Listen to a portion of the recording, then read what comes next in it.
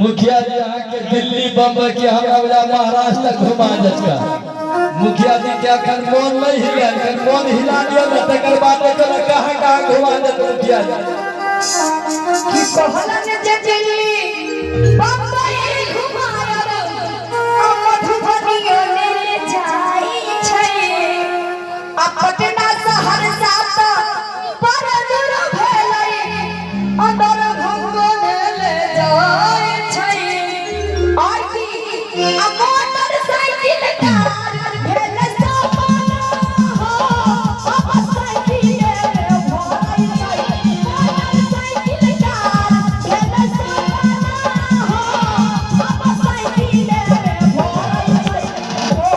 सैया भेलै हमरा